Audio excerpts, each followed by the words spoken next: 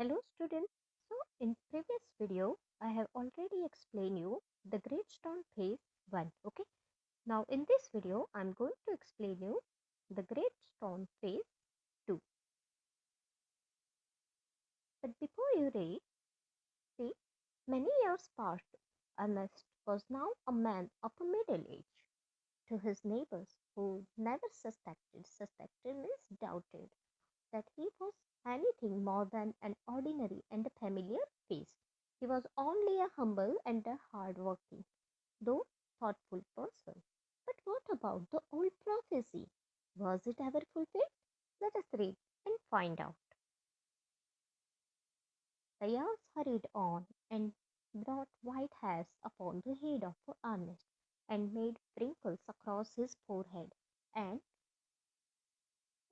furrows means deep lines. Okay, in his cheeks he was an old man, but not in vain. Not in vain means uselessly. Had he grown old, more numerous than the white hairs on his head were the wise thoughts in his mind. Okay, so here what happened?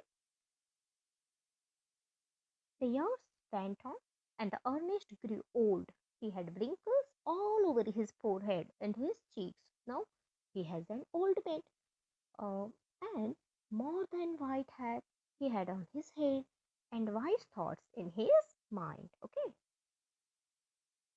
now as Ernest had ceased. Okay, ceased means ended. Okay, to be obscure. Obscure means not well known. Unshouted. Unshouted means look. Okay, for undesired had come the fame which so many seek. He had become famous beyond the limits of the valley. College professor and even the active men of the cities came from far to see and converse with Ernest. Converse means to talk, okay? And he received them with a gentle sincerity and spoke freely with them of whatever came uppermost or lay deepest in his heart or their own. While they talked together, his face would brighten unaware. Okay, unaware means unknowingly, and shine upon them as with a mild evening light. Okay, now Ernest was now a well-known personality, and what many people search for this kind of him. Ernest got it answered. It came to him naturally. He had become famous now beyond the valley. People of other cities also know about him. Okay, college professor and other active men of cities came to talk with Ernest. Now Ernest also welcomed them with gentle sincerity. Okay, and Ernest spoke freely, whatever in his mind and his heart. Not only that, whenever he talked with them, he has a glow on his face. There was sign on his face, just like a mild evening light shining upon his gentle face. Okay. Now, while Ernest had been growing old, God had granted a new port to this earth. He too was a native of the valley, but had spent the greater part of his life in distant cities, pouring out his sweet music everywhere. Neither was the great stone face forgotten, for the poet had celebrated it in a poem. The songs of this poet found their way to Ernest. He read them after his customary toil. Customary toil means usual work. Okay, seated on the bench before his cottage door. As he read, he lifted his eyes to the mountain. Okay, now what happened here?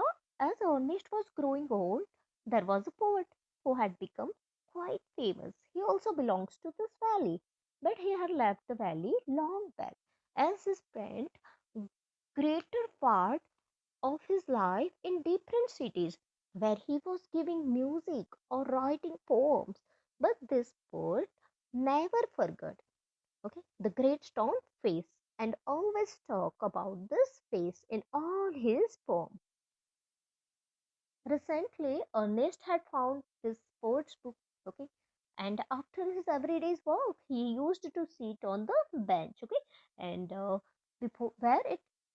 before his cottage door, okay, and used to read this poem. And whenever he read it, he lifted his eye to the great stone face. Okay, now,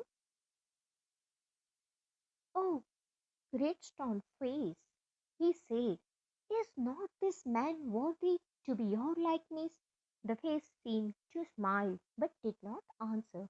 Now it happened that the poet, though he lived so far away, had not only heard of Ernest but had thought much about his character and wished to meet this man, whose wisdom walked hand in hand with the noble simplicity of his life.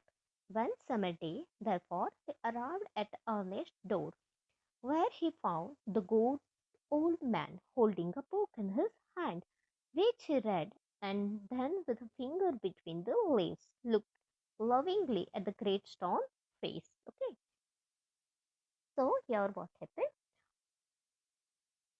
While, as I told you, while reading and looking at the great stone face, Ernest asked the stone face if this poet who has written this poem was it worthy to be your likeness? So, what happened? The great stone face didn't reply the answer, but he smiled at Ernest. And recently, it so happened that the poet had also heard about Ernest. The poet was living far away, but he wanted to meet Ernest, who has a wisdom, nobility, and simplicity, all these qualities together in whom? In Ernest. Okay, so one summer day, what happened? The poet arrived at Ernest's door, where he found old Ernest holding a book that he has written. He was reading the book and in between loving or looking at the great stone face. Now, good evening, said the poet. Can you give a traveler a night's shelter? So, the poet greeted, okay, Ernest by saying good evening and asked him to let him stay there for a night. Gladly answered Ernest. And then he added, smiling, I think I never saw the great stone face look so hospitably at a stranger. Okay, hospitably means greatly or kindly. So Ernest agree gladly. Then poet further say with a smile on his face that he had never seen the great stone face welcome a stranger so kindly. Okay, so I hope students you all understood this. Thank you.